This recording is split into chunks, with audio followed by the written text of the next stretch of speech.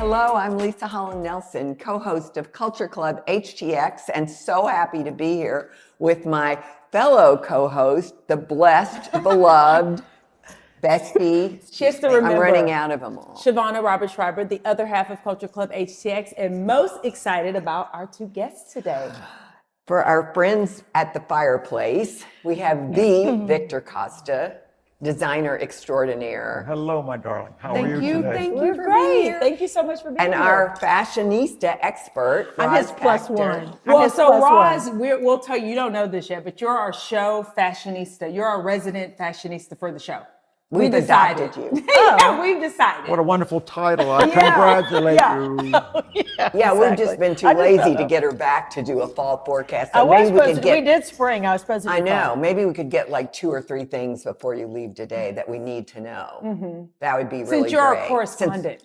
You're both fashionistas, needless to say. But look at this fabulous book. Copycat. For those of you who don't know, Victor was so well known as the #1, what would you call it?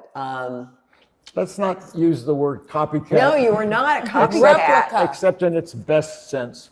I was known as the best copyist in the world because we went to Paris and Rome legitimately, and we paid to copy. I will tell you, at Valentino's first collection, I walked those Spanish steps with my boss. We got to the top, cash only. They wouldn't take a check, honey. We had to go back to the hotel. Oh my goodness. And get cash to get into Valentino. Okay. Yes. So did you buy a garment? I'm jumping right into this. But did you buy a garment we to did copy? better. We got the right to copy the whole collection. Okay. And I had to copy the buttons and the eagle belt buckles and everything, head to toe. It was an all-white collection, so the fabric itself was pretty easy to get, but all that jewelry to get it copied, my goodness. So let's go back to the beginning for our, let's go back to the beginning for people who are, maybe they don't know who Victor Costa is. So tell us one line, Leisa, because you said you're in the fashion business, so you just jumped right in, or you were. I did. Let's go back for people who are not in the fashion business, but they want to learn more. So the idea of replicas, and we say replicas now, but of copies. Can I take it from here? Just one Yeah. line. Introduce yourself. I was born in 5th Ward on Liberty Road, Okay. outside of the city, what do you call it? Limits. Yeah, and we had pigs. I had to slop the pigs every day. Oh, wow. We had a grocery store, what didn't sell, vegetables, and give it to the pigs. Okay. That's how I grew up. Barefoot. I never played with a white child in my life until I went off to school. Okay. And saw the nuns for the first time. I started crying. I thought they were like voodoo, you know. Funny anyway. Yes. So then you end up from there to Fashion? so how do we get from 5th Ward to Valentino? It's a long story. You got to read the book. Yeah. But because you do, I thought that was amazing, all that I remembered. Well, my mother loved clothes, and she was one of 12. The youngest daughter was getting married, her younger sister. And the first time I can remember copying anything, we went shopping for a wedding dress, and the one she liked was like $500, which was a lot of money in the 40s. So I went home and I sketched it, and there was a dressmaker named Cookie or Honey or one of those names. And I think she charged $200 in those days to make the dress. So I was with her day and night sketching the dress. No, it's got to be fuller here, narrower here, and the flowers have got to be, and they were all hand beaded. She did it right on the thing. And that was my first venture into line for line, I guess. Wow. My mother loved clothes. We shopped all the time. Did you ever design on your own? I mean, originate? Well, paper dolls, because I had Lana Turner, Hedy Lamarr, Joan Crawford, paper dolls. So at recess, I played with the girls and sketched and Crayola their dresses for my dolls. And those girls were looking, well, I want some for my paper doll. I said, okay, 5 cents a dress. So I was charging them 5 cents a dress and giving them as many dresses as they wanted. But the nuns didn't like it. You can't play with the girls, Victor. You have to play with the boys. I said, well, you play with the boys. I'm not going to. So they Well, you were in business. You were making money. They put me upstairs on the 4th floor, and I did sketches and drawings and paintings of flowers. And people saw them and they wanted to buy them. So give me $2, give me $1, give me $4. So you were making money as a very young person. Right. And then I understood that dresses had to be sewn. And so I saved my money. There was a man, have you ever heard of G.G. Liquors? It doesn't ring a bell. There was a series of and you've heard of European imports? Yes. All right, two brothers, Bolderghini brothers. One was imports and one was the G.G. Liquors. And G.G. Liquors, he was living with my aunt, Amelia. And so they loved me. And as I departed their home for weekends, because I was their surrogate child, he would give me a $10 bill.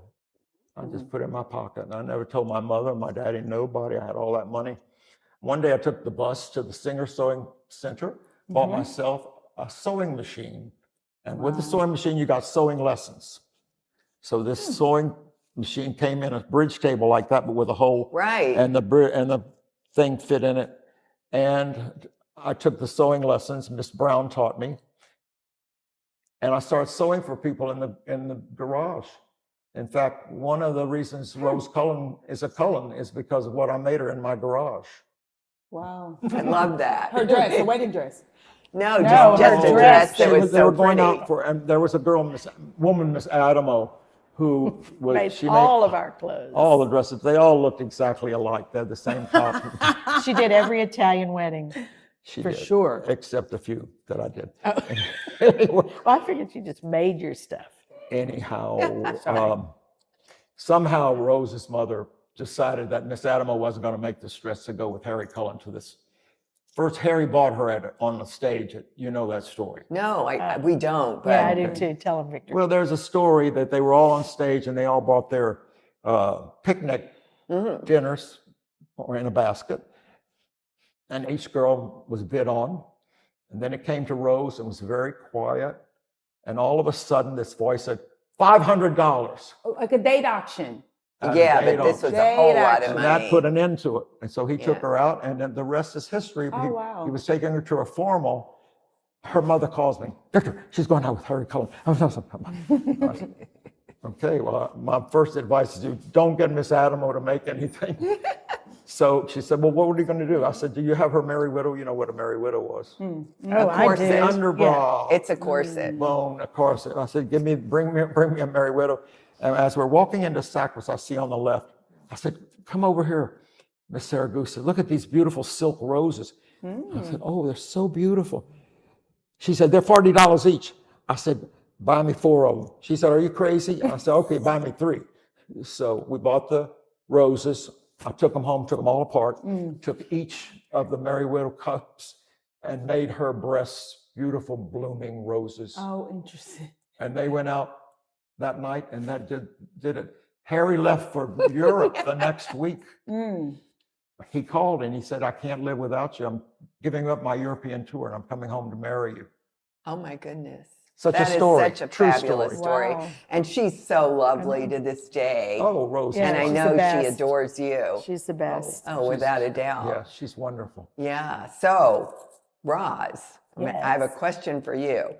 You grew up near Victor, or you were related to Victor, or tell us your connection and tell us something about him you think one we of the should things know. that he hasn't mentioned yet was how you went to St. Thomas High School and he sewed in the garage. Did you not? He did. He Yeah. said So that. the Yeah. first thing I remember about Victor Costa was he made dresses for my mother. Okay. And I had that dress today. The Italian clubs used to have really dressy holiday parties. And he made her a red dress that was lace and tulle, and it was a mermaid dress. Oh my gosh. I don't know if you remember. I wish I had it. And What last name did she use? Your mother? Baleo. She was Right. Baleo then. Okay. Yeah. Well, Okay. Okay. She didn't use Costa. That's Is that what you're another asking me? story. That's another Sounds story. like. Yeah, yeah. She it's did a marry whole a Costa, didn't she? Or No, she was a Costa. She was a That was her Costa. maiden name. Never forget that. Yes, Okay. yes. That's so kind of maybe we think Distant we're relatives. cousins. Yeah. She was beautiful, her mother. Beautiful. Couldn't be Victor better. used my mother even when he used to do the St. Thomas fashion shows. And, she was so thrilled that Victor would use her in the fashion show. Oh, So, I mean, I always knew about Victor And then, I really got attached to Victor when I moved to New York. And my mother said, "You're not moving to New York unless we go talk to Victor Costa." So we Who went was to in this, New York? He lived in this fabulous apartment on the Upper West Side. Riverside Drive. 5 Fabulous. bedrooms on I've the never river. seen so much chintz in one room in my life. Fabulous. My favorite. It was fabulous. Yeah. And I met him. My mother said, she thought he was going to take care of me because she was going back. So that's how I first got to know Victor really more personally. But I always knew him because of everything he did for my mother, which was fabulous. And then he ended up doing a lot for me, including my wedding. Yes. Her wedding dress. was so beautiful. My wedding dress is fabulous. It is It's so fabulous. And a couple fabulous. of years ago, or however many, when he was honored. by the Nicole. Italian Cultural Council, what's Yeah. it, What a committee? thrill for me. Cultural It's Center. great. Cultural Center. Yeah. Your daughter Nicole wore the dress She in the did. fashion show. I couldn't get in there. I would have worn it. Oh, But, so gorgeous. Yeah, it was fabulous. And it was all pleated. What was that fabric? It was an Italian silk satin. Yeah. And a Always wonderful- pleated. Really heavy. I wanted satin. no beads. I didn't want any of that kind of stuff. So it was so What elegant. year did you get married? 78. How old were you when you got married? I was like almost 27. They were like putting me out to pasture. Well, you were a working mean- girl. I mean, you had a career, right? You were already in New York. I was in New right? York and I Working moved back. out means a different thing now. So hence Oh, the excuse me, garage. I Yeah, do I'm know like- that. Hence Hence the the garage garage and the and sewing yes. machine. Yeah. And And the family. take the Cadillac out of the garage. This is my sewing quarters. And Rosanette is saying, "Are you going to get the dress finished?" Or, "Yeah, I'll get it finished. Don't worry. Just be calm, be calm." I was sewing on that dress till she went out the door. Oh my goodness. Yes. Okay, so fast forward, fabulous career as whatever you want to call yourself. Well, the career was not as fabulous as I wanted it to be because I went off to Paris because I had From bought my- Houston to Paris. I bought my wife a beautiful marquee diamond, and we announced our engagement against their parents in the paper, and Giddings took her picture, yada yada yada. So we were engaged and I switched schools. I was in school at Pratt, and I quit school and came home to the University of Houston. Can you imagine? Was there a fashion school in Houston at the No, time? but there was from and there was a Pratt? man there named Edmund B. Roberts, who was Mr. Roberts. No matter what I wanted to do, he said, "If you can do it, do it. Forget about what it is." And I'd make these beautiful dresses. And we had a fashion show around. There was a swimming pool there at U of H. I don't know where it was. Do you remember? I don't remember. And of course, my wife was the finale, and she wore all the dresses I made for her in that class. And he finally said, "Victor, we don't have enough classes here for you." And my wife had given me back my engagement ring. She Broke our left. engagement. And so there was Becker Jewelry. Have you ever heard of Becker course. Jewelry? Of And course. Colonel Aileen. Becker, I said, "Can I have my money back?" He said, No. "Are you crazy?" No. I said, "What if I sell this ring? Can I have my money back?" Make a long story short, I got my $2,500, which was a lot of money. lot of money. In 1956 or 57. And so I sold the ring, got enrolled at the L'École, which is school, L'École Chambre Syndicale de la Couture Parisienne. At that time, Lagerfeld was a student, as was Saint Laurent. And they pulled Saint Laurent out and put him in Dior because Dior had died, as you know. Yeah. Anyway, so I worked there and made dresses for people on the side and survived. I don't know how I survived in Paris. It's expensive. Paris is expensive. Very. Don't let anybody tell you it's expensive. And finally, I get a letter from my former fiance who says, "I've decided that you're the one for me, and I'm coming to Paris to marry you." Who asked you? I mean, I don't have the you ring marry anymore her? either. Did you marry her? yes. Yeah, he said wife. Yeah. Yeah, she got off the France, the ship. I had her wedding dress made by two girls at Dior who were my friends. I made her headpiece and everything, and we got married in Saint-Sulpice. Do you know Saint-Sulpice? A beautiful, big, huge cathedral. And we got married, and she became pregnant in a hurry. I mean, that's What Catholic. you did, I It's guess. a story. Catholic stories, yes. So we went to New York, and I went from place to place, place to place, place to place, looking for a job. Ole Cassini, Maurice Rentner, you probably don't know those names. I know Maurice. Right? And Bill Blass worked at Maurice Rentner. And so I went to this party, and I went to Bill Blass, and I said, "Hello, I'm Victor Costa from Maurice Rentner." He pulled his hand back. He said, "You are Victor Costa.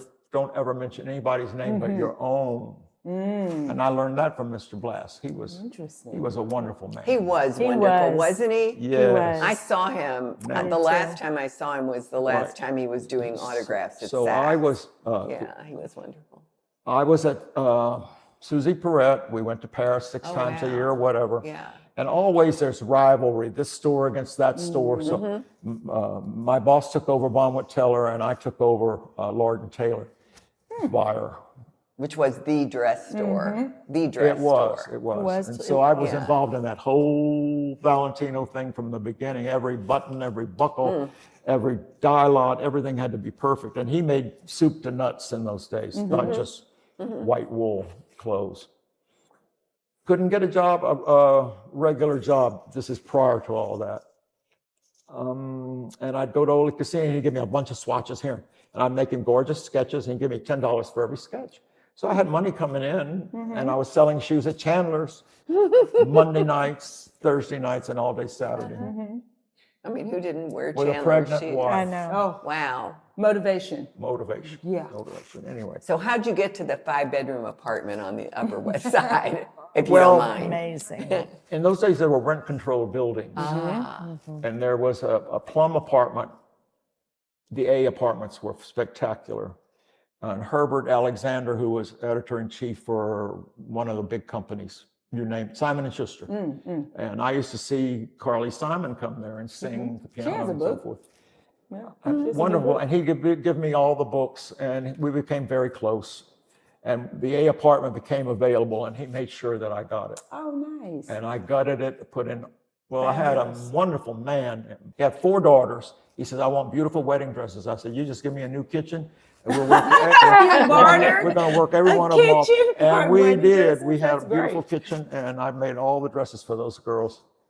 It was That's lovely. awesome. So that's how you got the apartment. Okay. Barter, barter, barter. So here's my big question. Yes, darling. What is like your favorite kind of sketchy memory? I mean, what's your favorite secret? Sketchy memory meaning like of a Like- sketch or sketchy No, like as in like- naughty? Naughty. When I took the Naughty, job okay. with Mr. Blauner, we went to Paris twice a year for haute couture. But in those days, there was just blossoming ready to wear. Everybody started coming out with their ready to wear. In fact, I was in the Saint Laurent boutique, the very first one in Paris, the first Saint Laurent boutique. And what's the lady with dyed black hair who's an editor from Harper's Bazaar? Oh, wrote all the Breedland? books. Fiona Breedland? Diana Vreeland. Yeah. She pulled me aside. She said, "I want to tell you something. You're good, but never leave that man because he's a genius. Ah. Never leave that man."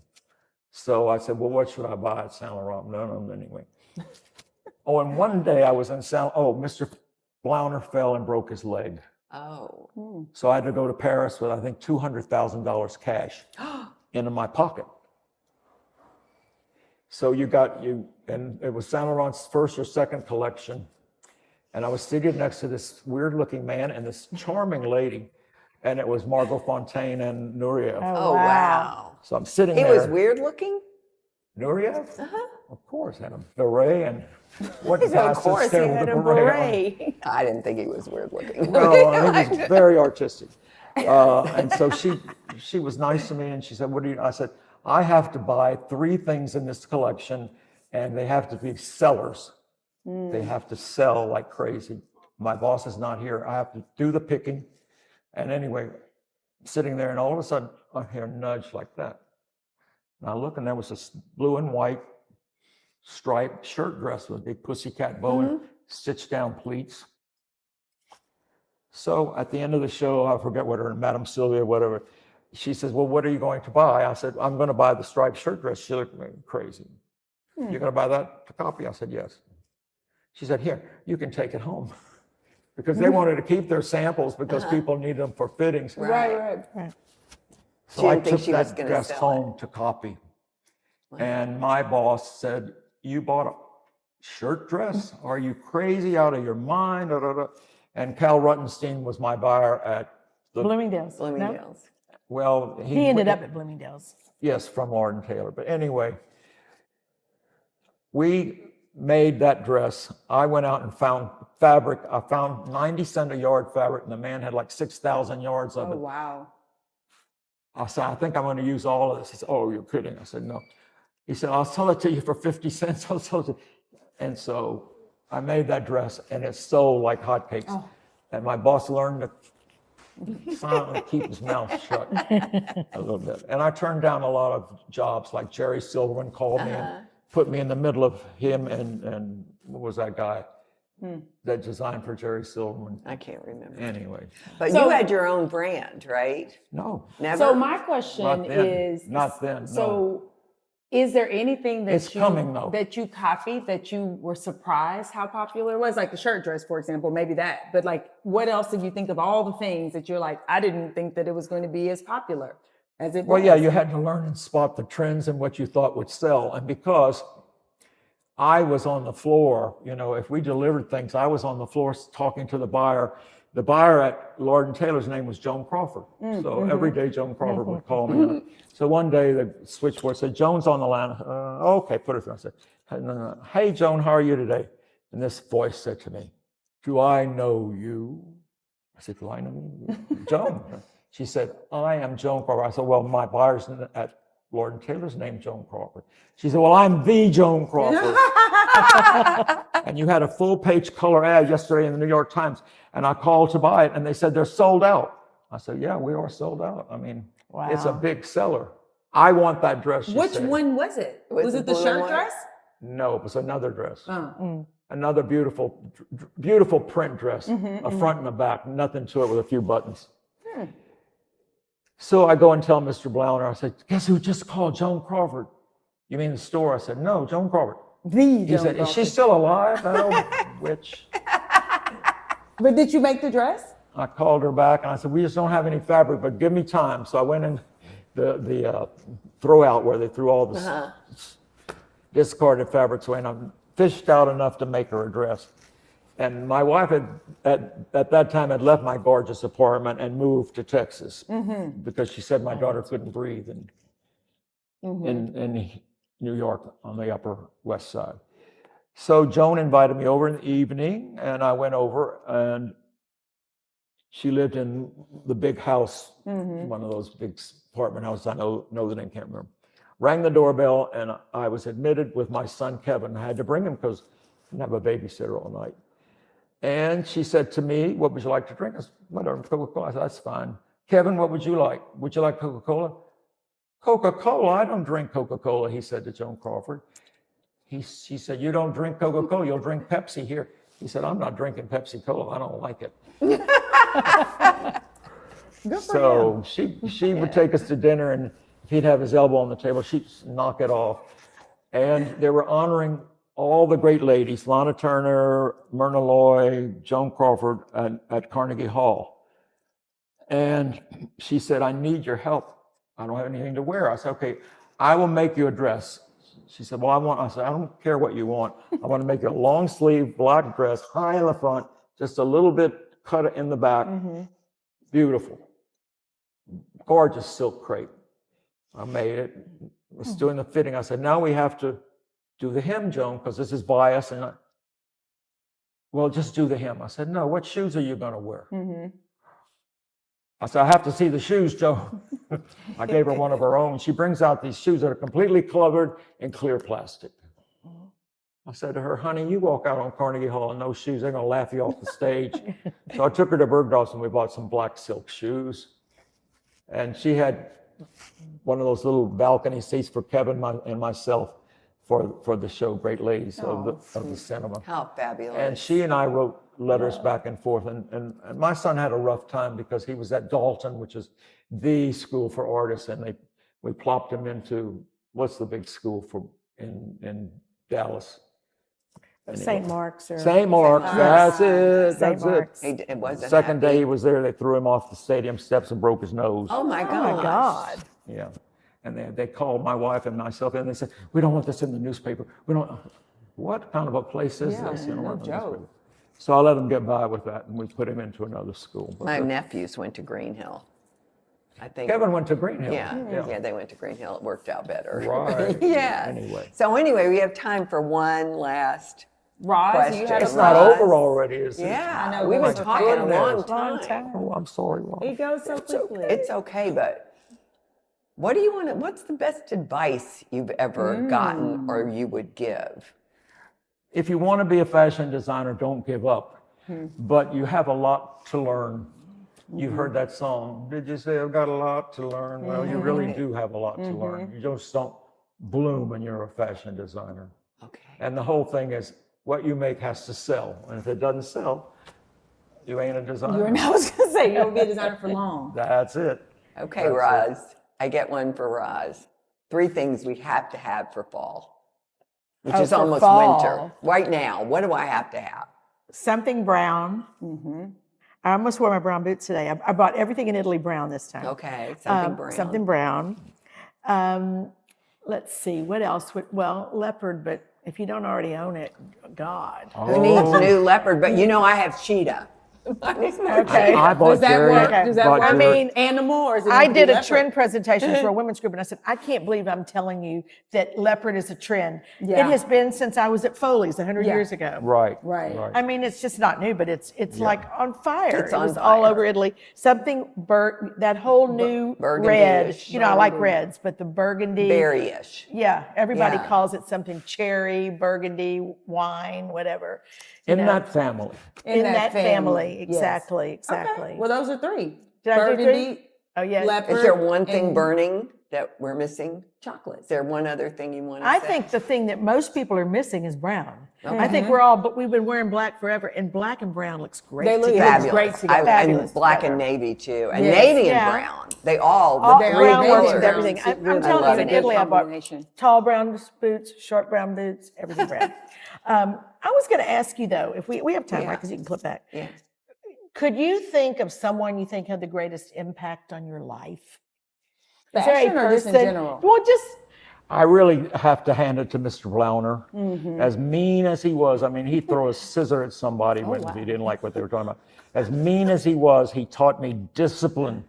He taught me Discipline is a discipline. discipline. I stayed I love that. with him. Interesting, yeah. There was a blackout. And I said, Mr. Blauner, the whole city is blacked out. He said, well, we have to keep, I held the candles while we finished the books for the day. He taught me discipline. You got to get it done, do it, and then tomorrow we'll take care of tomorrow. That's right. Amen. Amen. Thank you Where so can we find the much. book? Let's talk Yeah. about the I book. hope everywhere. So everywhere. It's just been published. It's called Copycat. It's on Amazon. I bought know mine on that. Amazon. Amazon Yeah. and Right. Barnes and Noble. Barnes Oh, and Barnes and Noble. Noble has it. Oh, I didn't know Okay. that. Okay, good. And so just to read the whole title, A Fabulous and Slightly Naughty Memoir of a Life in Fashion. So just that alone makes you want to read it, right? I can't It's wait. a great read. And if you're from Houston, Yes. like moi, Like moi. I related to so much. I mean, it is just I can't amazing. wait. It's amazing. Yeah. I'm so excited. I know, I'm super It's a excited. labor of love, I want to tell you, because my wife said, you can't work anymore if you marry me. I said, you can't work anymore? No, no QVC, no, you can't work anymore.